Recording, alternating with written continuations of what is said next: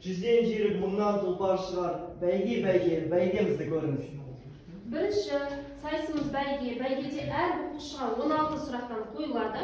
Сұрақтарға берілген 1 минут ішінде жауап бере алу қажет. Егер де жауап бере алмаса, келесі деп одан кейінгі сұраққа жауап бере алады. Әр жауап 5 ұпайдан есептелінеді. Бізде қыздарымыз уақытты қарап отырады. Уақыт дегенде тоқтаймыз, 16 сұраққа тездетіп жауап беруге тырысамыз. Ал олай болса, бірінші ойыншыдан бастайық. Көңіл-күйіңіз қалай? Жақсы ма? Өзің қай пәнді ұнатасың? География, ағылшын. Ал жақсы. Онда керемет, енді сәттілік, онда бастайық. Білмейтін сұраққа келесі жауап беруге болады, иә? Батыр сөзінің синонимін ата. Жайсан ба, құрамасан ба? Жайсан. Дұрыс. Жаны зәр түбіне жету тұрақ сөз екен мағынасы. Қорқу. Қазақ тілінде қанша әліпби бар? Әріп. Квадраттың қабырғасы 8 сантиметр, периметр нешеге тең? 32. Толық бұрыштың градусы өлшемі, дұрыс. 360 градус. Қожа Ахмет Яссауи қай тілде жазған? Араб тілінде жазылған. Грек тарихшысы Геродот сақтарды қалай атады? Массагетия деп аталады. Қаңлы тайпасының астанасы болған қала? Келесі. Дұрыс, барлық сұрақтар. Так, Битиян. 9-шы сұрақ қате кетті. Алғашқы қазақ ғарышкері? Тоқтар Әубәкіров. Дұрыс. Жердің дәл ортасын 0 деп алып шарты түрі жүргізілген сызық? Экватор сызығы. Дұрыс. 7-ші ғаламшар? Уран. Дұрыс. Ұзын сөзінің антонимі? Қысқа. Дұрыс. Дөрекі әдепсіз сөздер қалай аталады? Эвфемизмдер. Қате, эвфемизм. Фонетика нені зерттейді? Уақыт. Жақсы. Екінші ойыншымыз Сымбат Сымбатбекұлы бізде жас түлек. Қай мамандықты таңдап отырсыздар? Биология. Керемет, сәттілік дейміз. Ал енді саған сұрақтар. Бастаймыз. Тәуліктің 1/4 бөлігі. Дұрыс. Қабырғасы 4 см шашының ауданы. 16. Сақ қоғамы неше топтан тұрады? 3 топтан тұрады. Теле сөзінің мағынасы нені білдіреді? Теле сөзінің мағынасы нені білдіреді? Дұрыс. Ұлы жібек жолы қайдан басталады? Хуанке өзінен. Дұрыс. Күнге жақын орналасқан ғаламшар? Дұрыс. Қазақстан мен Орта Азияны зерттеуші ғалым? Дұрыс. Ғарышқа алғашқы жол қай жылы ашылды? 1957. Айтылуы бірдей, мағынасы басқа сөздер. Амоним деп аталады. Басқа тілден енген сөздер. Кірме сөз. Мақалды жалғастыр, бас кеспек болса да. Кіргеспек. Дұрыс. 75% санның қандай бөлігін береді? 75%. 12 сұраққа жауап берді, соңғы сұрағын жауап бере алмады. 4-тен 3 болады. Жақсы. Ал енді келесі үшінші ойыншымызбен жалғастырсақ, Марфуға бір сұрақ қойып өтейін. Болашақта қай қалада оқуды армандайсың? Алматы қаласында. Жақсы. Ал сәттілік енді бастаймыз. Қазақстан Республикасының рәміздері қабылданған жыл? Дұрыс. Ғарыштық денелер дегеніміз не? Бірнеше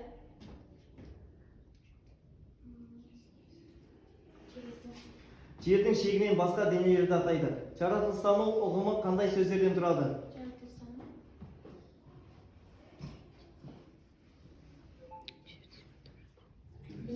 Жаратылысты тану деген. Так, жұлдыз дегеніміз не?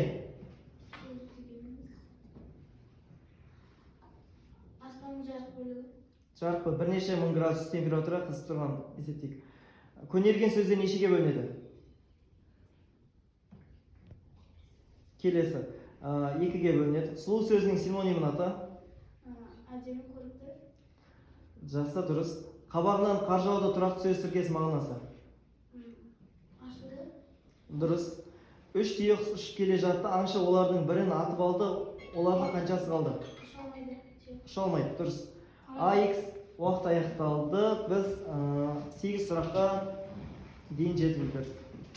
Жақсы. Келесі ойыншымыз Амина. Амина, өмірлік ұстанымың қандай? Ұран. Сұрақ өзіне беріп. Саған.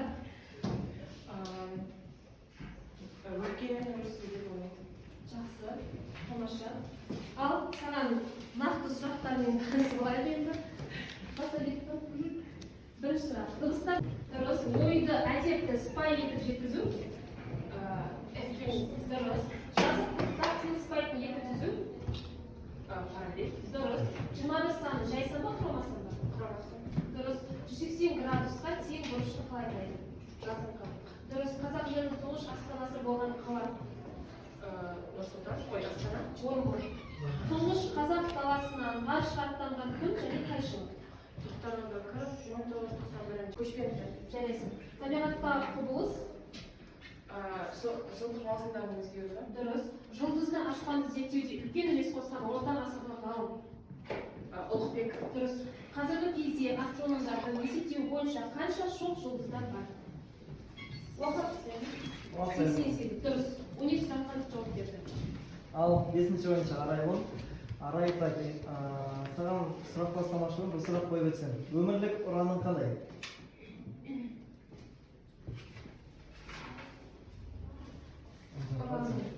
Жалғастырамыз. Ал сәттілік, енді сұрақтар бастаймыз. Дайынсыз ба? 2 ғасырда қанша жыл бар? Дұрыс. Тік бұрыш жасап қиылысатын екі түзу. Перпендикуляр. Қазақстан Республикасының ата заңы неше бөлім, неше баптан тұрады? 9 бөлім 98 бап. Келесі. Жаугершілік заманы 50 жылдан астам уақыт қазақ қолын басқарған батыр. Бөгенбай. Абылай хан бұл батырды тапқырлығы, алғырлығы үшін ерекше бағалады. Ол қай батыр? Жоқ, Батыр Баян. Ең жақын галактика. Сепрей. Жер мен күннің орташа ара қашықтығы?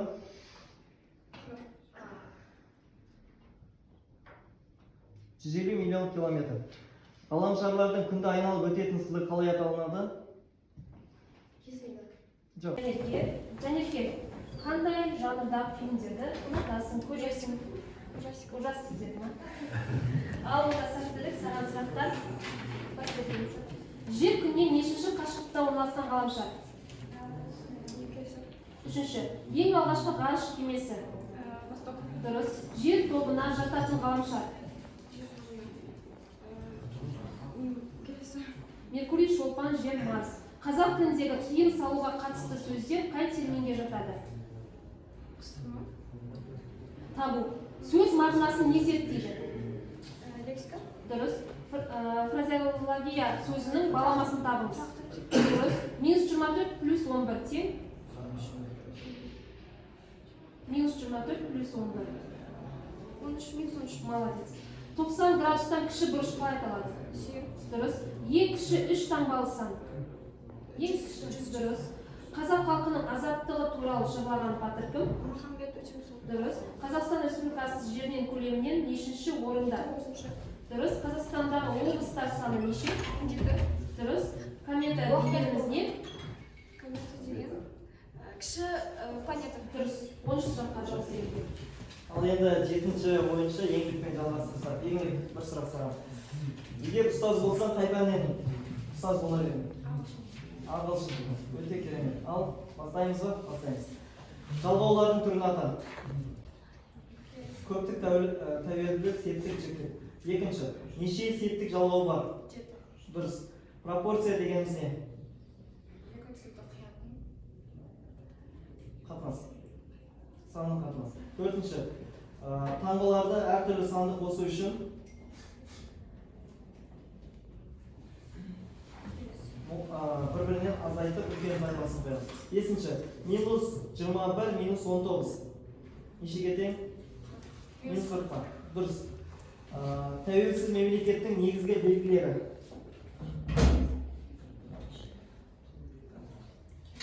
Шекара, ақша, әскер. Жетінші. Атырау қаласының бұрынғы аты. Атауы. Бөлік. Алғашқы адамдар тіршілігіне етуіне қолайлы болған Қазақстанның қай аймағы? Өте дұрыс. Экватордың ұзындығы неше шақырым? 40 шақырым. Есептейік. 8-ші ойыншымыз Айғаным. Осы уақытта немен шұғылданасың? Керемет. Ал сұрағымыз бастаймыз. Доғал бұрыш дегеніміз не? Тоқсан бұрыштан. Көп, жоғары. Жер үйікті іздеген адам кім? Асанхан. Дұрыс. Сарыарқа кішкентай күйлерінің авторы кім? Құмал. Дұрыс. Қан тұқымынан шыққан атақты күйші кім? Келесі. Дәулет Керейге. Bir жылда неше күн бар? 365. Дұрыс. Планетамыздағы суларды ғалымдар қалай атайды? Гидросфера. Дұрыс. Табиғатта су қанша күйде болады? 3'te 1. Дұрыс. Киіз үйдің төбесін қалай атайды? Кереге. Шаңырақ. Алғаш мектеп ашқан қазақ педагогы. Ыбырай Алтынсарин. Дұрыс. Қазақстан Республикасының бірінші президенті. Нұрсұлтан Назарбаев. Дұрыс. 25 санының қандай бөлігі? Келесі. 4-те 1 бөлігі. 3 ғасырда неше жыл бар? 300. Дұрыс. Қандай сан барлық сандарға қалдықсыз бөлінеді? 0. Дұрыс. Қазақ хандығы құрылған жылдар? 1466. Дұрыс. 14 сұраққа жауап беріңдер. Енді келесі соңғы ойыншымыз Мединамен жалғастырсақ, Медина, сен өмірде оқисың. Төмен сыныптарға қандай ағдай береді? Осы ұбт-ға ертерек дайындалып, өзінің мақсаттарын, яғни қандай пәндерді тезірек таңдауға кеңес береді. 10 сыныптар есте сақтаймыз. Жақсы, өте жақсы. Алдайымызды бастаймыз. Табиғатта болатын өзгерістер қалай болады? Осы жыл маусымынан өзгереді.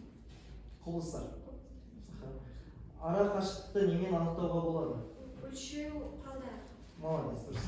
Қазақ хандығының аумағын кеңейткен 300-дің басын біріктірген Абылайхан. Абылайхан, дұрыс. Киіз үйдің қабырғасын не деп атаймыз? Кереге. Дұрыс. Қыс мезгілінің екінші айы. Қаңтар. Дұрыс. Реніш сөзінің антонимі. Қуаныш. Өте дұрыс. 640 саны беске бөлінеді ме? Әрине. Бөлінеді, дұрыс. Ондық бөлшек дегеніміз не? Ондық бөлшек дегеніміз келесі. Үтір арқылы 0 бүтін деп берілетін сандар. Мысалы, -30, -15 неге тең? -40. Өте дұрыс. Қазақтың төбе биі. Төбе бие, төбе. Дұрыс.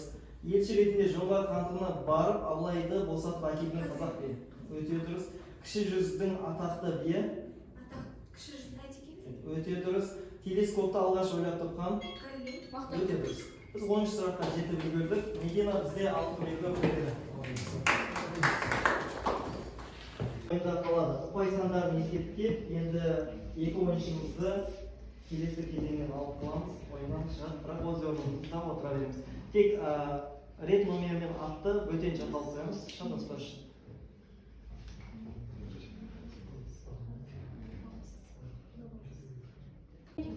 Еңлік.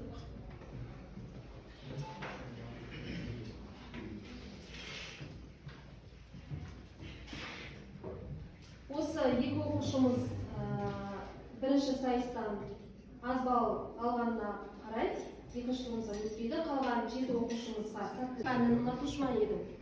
Мен тарихты өте жақсы ұнаттым. Әсіресе әдебиетпен байланысқан сөйледім. Дұрыс айтасың. Тарихымызды тек пән деп қарамай, білу біздің міндетіміз. Ал бүгінгі сайыскерлеріміздің тарих пәнінен үлгерімін тексеріп көрейік. Ол үшін екінші сайысымызға кесіп берейік. Ал келістік. Олай болса, келесі тур жорға турын бастайық. Жорға турын шартымен салыстырсақ, рет бойынша қалған оқушылар жалғастырамыз. 2 сұрақ беріледі. Бірінші сұраққа 10 ұпай. Егер бірінші сұраққа жауап бермесеңіз, екінші сұраққа өтпейсіз. Ал егер екінші сұраққа өтіп жауап берсеңіз, мөлдірету.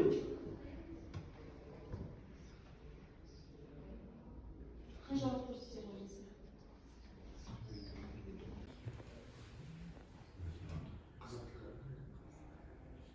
Арам тем тарихқа байланысты жасадық. Сізге мөлдірету дегеніміз Қайсысын таңдаймыз? Біреуін таңдаймыз.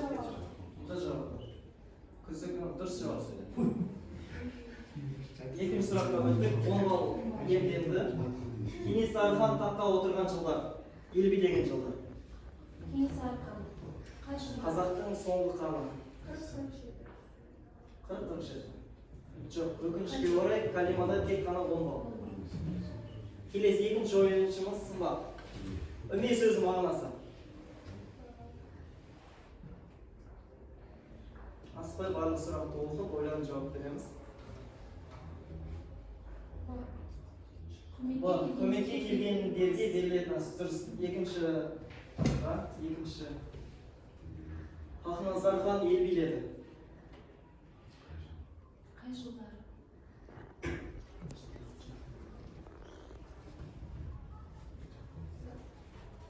С деген 1700, қате, 1538, 80. Келесі ойыншымыз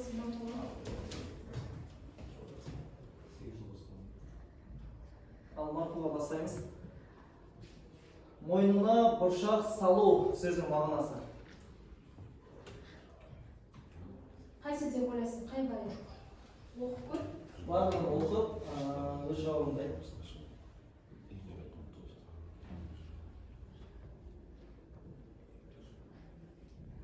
Айта ғой.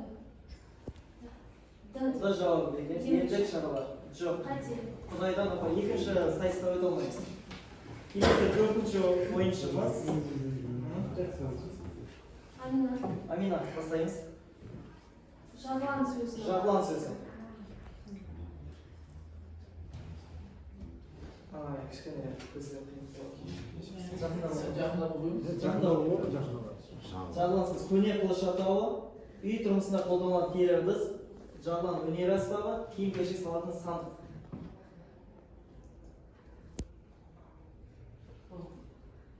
Үй тұрмысында қолданылатын киер ыдыс.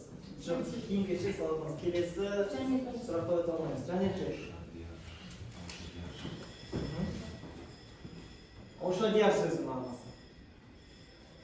Айттыруға келген 3-4 жігіт алдымен түсетін үй ағытатын күнді берілген қымыз, үйлену тойы кезінде айтылатын дәстүрлі өлең, әлдилеп ақ сүтін беріп өсірген үшін қыздың анасына берілетін кәде.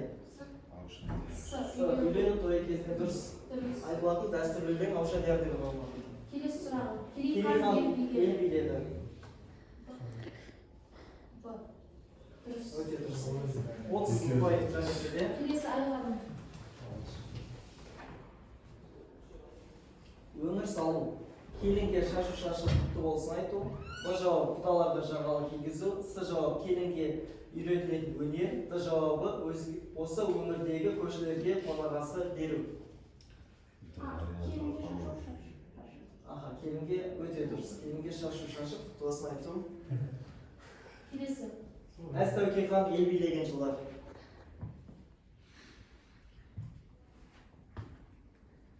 Қай жылдары? Ой үстіне боздырбай жұмырғалаған деген сан. 80-1715 жылдар екен. Айғанымда барлығы 10 пайыз. Медина. Егер көріп қиын болса жақын көріңіз. Түйе мұрындық. Кішкентайлары бар екен, жақындап көрсем болады. Қызды түйемен ұзатып көшіру. Екінші жауабы арбаның доңғалағы шығып кетпеу үшін бел темірдің ұшына көлденең өткізілетін шағын темір таяқ. Үшінші, қыз ұзатылып көшіп келе жатқан көш ауылдың тұсынан өткенде көш ауылдың әйелдері көш алдынан арқан керіп тосады. Ал төртінші жауабы түйенің мұрнынан байлау ырымы. Қайсы деп ойлайсың?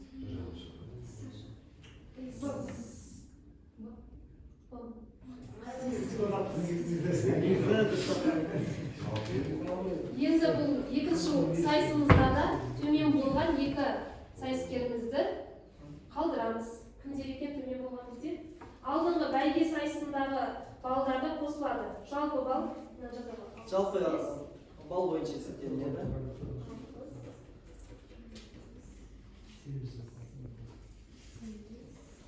Жарайды, ойындағандай болады. Бізде Марфуға мен Медина екі ойыншымыз аяқтаймыз. Ал ойын енді аяқтаймыз. ақтық мәреге келіп жеттік.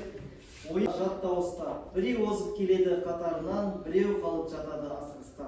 Жоғары жорғала, шапшаң жылт таңғала. Ойын деген арт аласың, жеңілмеймін деп ойлама деп отырып, ақтық кезеңді бастаймыз.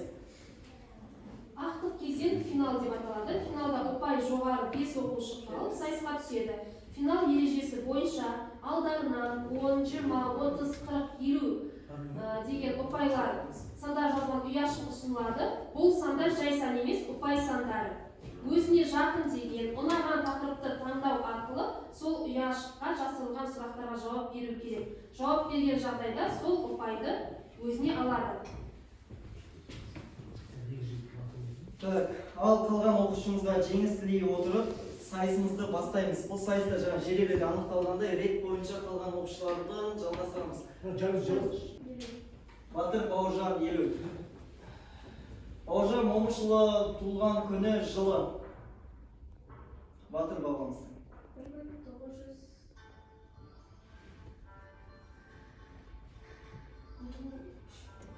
90 алдын болды.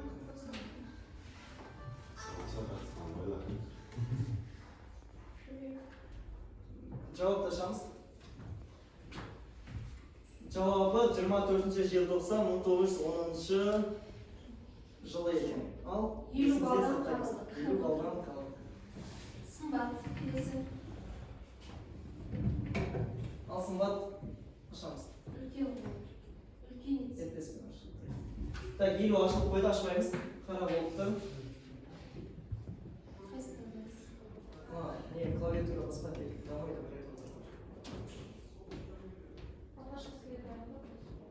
алғашқы әскери дайындық 30 бала. Қарулы күштердің әскерінің түрін ата, мына тудың иесі болады. Қай әскерге тиісті? Құрлық әскері. Құрлық әскері. Жауапташамыз. Әуе қорғаныс күштері.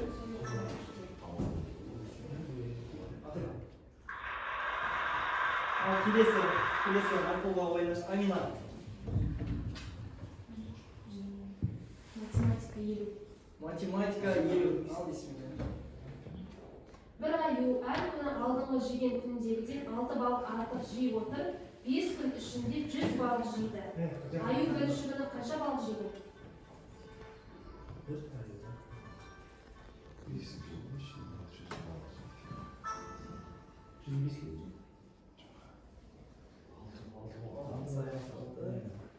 Амина жауап. Есептеп отырыңыздар. Қарап отырыңыздар, есептеді. Өзгеде балмаған. Гранты жазу керек. Жақсы ойнайды, әдем бірінші. Амина уақыт кетті. 14 балық. Ал жауапташып көрейік. 8 балық екен. Ал 50 балық қайда Амина. Келесі жан ертең. Математика 40. Әкесі 34 жаста, баласы 11 жаста. Неше жылдан кейін әкесінің жасы баласының жасынан 2 есе артық болады. Ойланып, жақсылап есептеп шығарайық.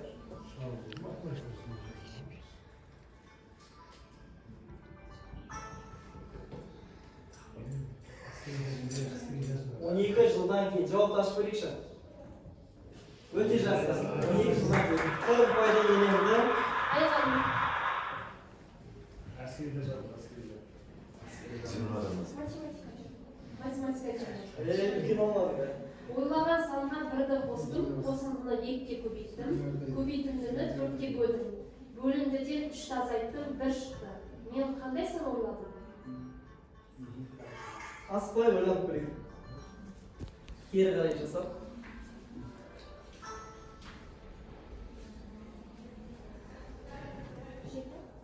7. Ал. Өте жақсы. 20 пайда. Енді тағы бір айналып жатса? Иә, тағы бір айналып жатса. Қарина. 50 кән. Физика 50. Ал, бисмилlah.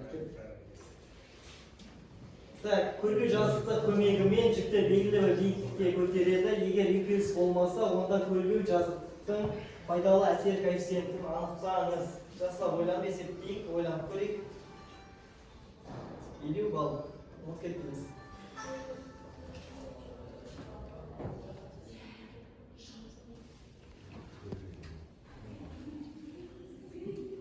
Пайызбен береді. Қанша пайыз? Пайдалы әсер коэффициент пайызбен есептеледі. Ал Калима? 100 пайыз. Ал кәм көрейік. Тәуекел. 100 пайыз. Жауапташамыз. Жауап дұрыс.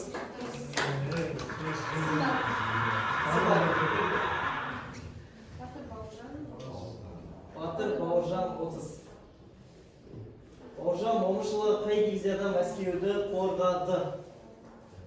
Атақты өте соғыс кезінде. Самый номер. Ақша дезидесі бар болған. Дұрыс. Номер қалай?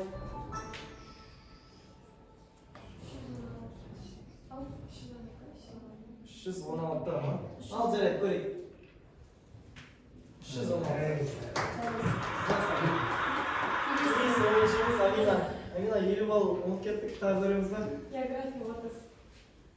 География 30. Материктің жер қыртысының таулар астындағы қалыңдығы.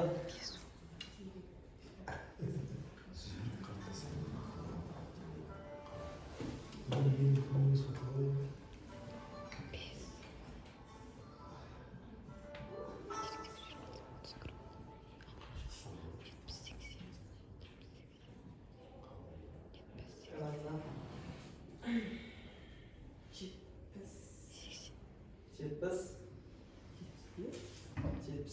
Алаш қойды. Қабылдаймыз ба? Қабылдаймыз. Ал Жанерке. Мен аяда. Аяда. Ей, қайтамыз. 50 да шығамыз, артқа қайт. 40 деді. Енді 50 де ойлаймын. Ат жөні. Я аты жөні. Қазақстан Республикасы қорғаныс министрі. Хотя атын поменясыз ба? Руслан. Руслан. Фамилиясы.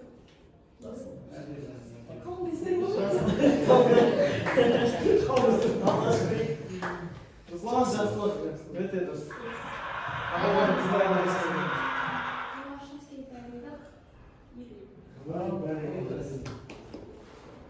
Қазақстан Республика қарулы күштері қай жылы, қай күні құрылды? Қазір мереке ретінде тойлаймыз ба, дұрыс па? Есімізге түсірейік. Қарулы күштерді күн жылдарда.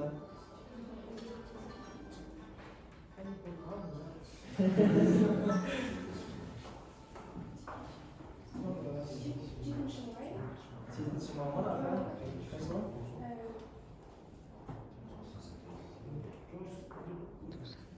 Пейістік алғаннан кейін.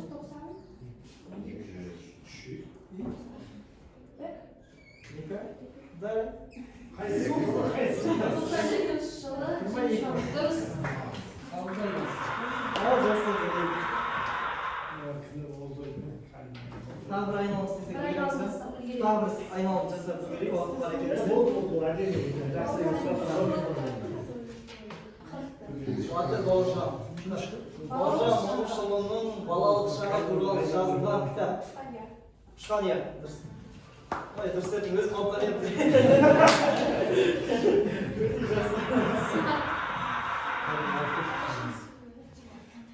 Алғашқы сізге дайындықшы ма?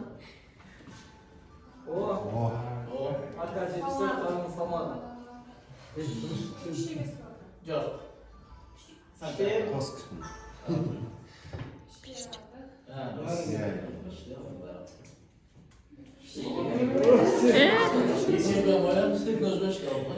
Келесі.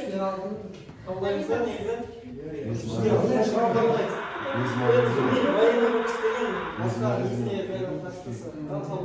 Амина. Үште алдыңыз ба негізі?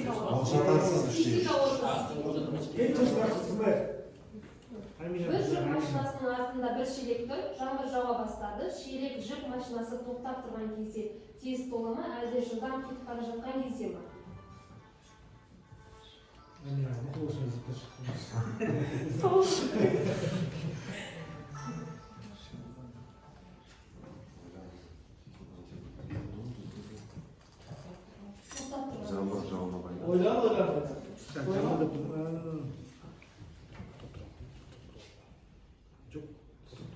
Ayısa var mı?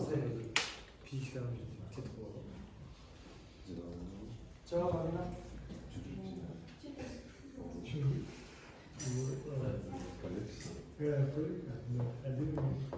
Al cevabımız.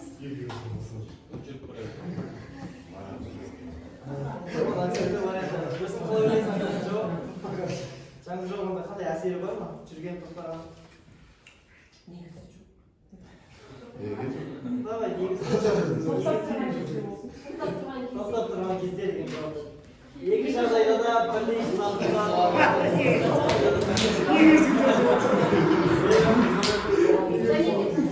Ал Айнеке, соңғы тайм. География География 40.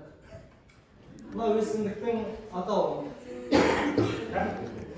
Атақты өсімдік несімен болады. Бізде өспейді ғой басқа басқа. Виктория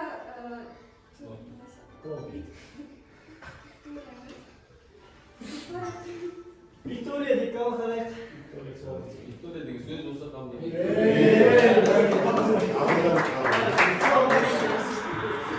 Ағайламыз астында отырмыз.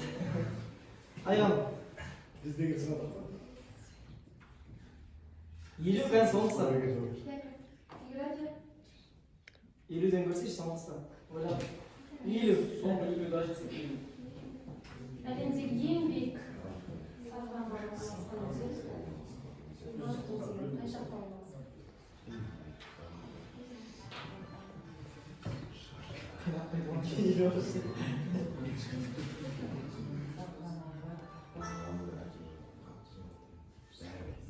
Жоба бар ма?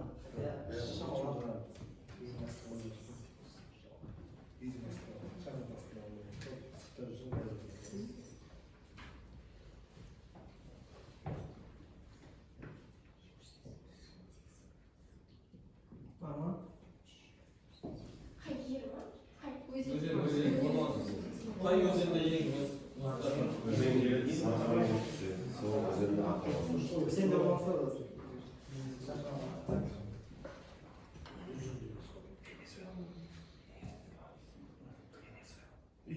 қандай өзен? Жобалар дайын шыққан, есімде бар хотя. Bir ayak болсын дайын шыққан.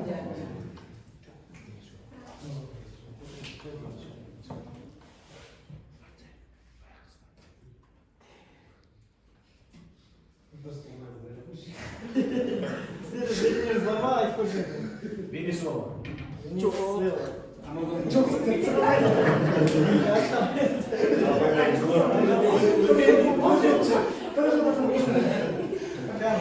Хотя есімде осы жобалар.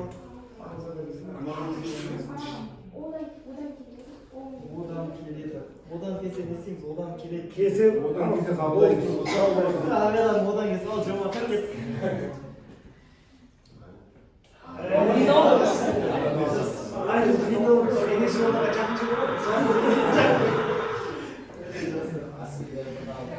Ал осымен айналымды қорытындылайық. Оқушыларымыз бар білім ортаға салды деп ойлаймыз.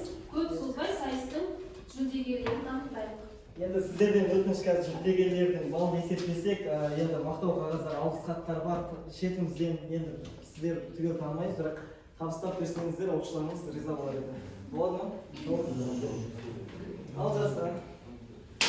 Так, бірінші алғыс хат. Так, бірінші Тұржан Шербатайдан бастайық.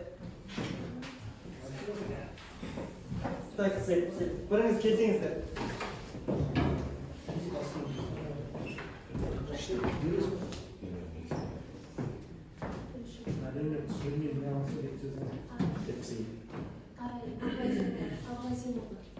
Команда злобна. Бірінші команда Канима, Айғаным, адам күнде жауаптарымды кәместейден қосар болдым оған үшеуін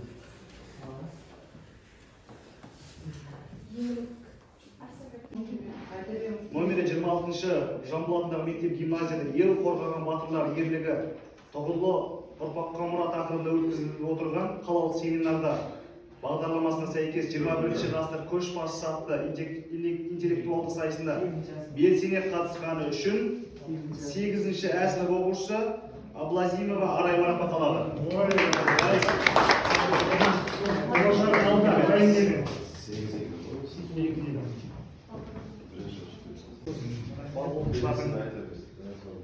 Арыстанбек қызы еңіреп марапатталады. Айсың? 8-ші А сынып оқушысы.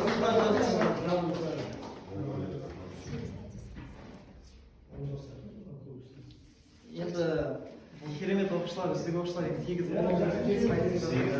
Дәл осы мәтінде Балтабай Марфуға марапатталады. 8-ші А сынып оқушысы. Медицина?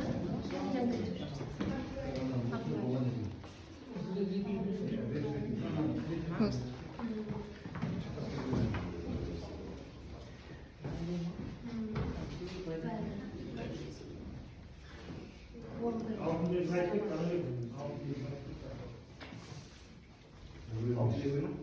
Дәл осы мәтінде Абдуал Медина марапатталды 11-ші Б сынып оқушысы. Алтын белгі. Мектептің алтын белгі үміткері, құдай қаласа алтын белгіні қорғап, елдің не дейді жаңағы? Елдің азаматы бола бер, азаматшасы бола бер. Амина Камина. Байжан Амина. Байжан. Байжан Амина. Сіз келген кезде түсірсеңізші, қатысып тұрайын. Жоқ мен. Видеоға нешінші раз? 11. 11-ші Б сынып оқушысы. Дәл осы мәтінде Байжан Амина марапатталды 11-ші Б сынып оқушысы. Қызыл аттестат иегері, құдай қаласа, ол да елдің азаматшасы Бұл болады. ақтық кезеңге шыққан үшін, екі грантты ақтық кезеңге шыққан үшін деп марапатталды. Ақтық кезеңге шыққан үшін. Батырбек Сымбат 11-ші Б сынып оқушысы марапатталды. Халима. Фамилия. Орынғали. Ол белгі қажет бар? Енді орынға кезек.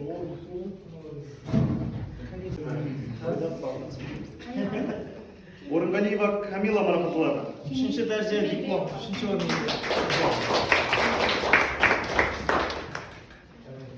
Жасап суретке ағалармен.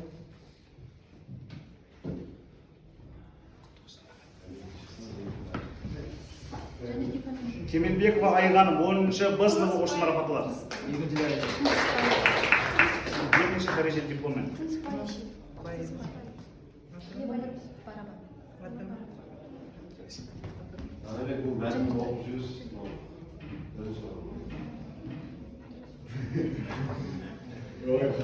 Номері 26-шы Жамбыл атындағы мектеп гимназияда ел қорғаған батырлар ерлігі тұғырлы ұрпаққа мұра тақырыбында өткізіліп отырған қалалық семинардың бағдарламасына сәйкес 21-ші ғасыр көшбасшысы атты интеллектуалды сайысында үздік нәтиже көрсеткен үшін 11-ші Б сынып оқушысы Тынысбай Жанерке 1-ші дәрежелі марапатталды.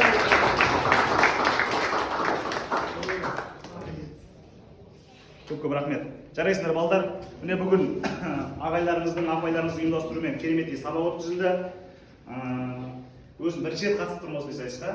Құдай қаласа, мектептеріңізге барлықтарыңызға творчестволық табыс тілеймін, еңбектеріңіздің жемісі болсын. Рахмет. Регламентке сай етіп мейлінше уақытымен аяқтауға тырыстық. Барлықтарыңызға келгендеріңізге қатысқандарыңызға үлкен рахмет. Білімді ұрпағымыз көп болсын.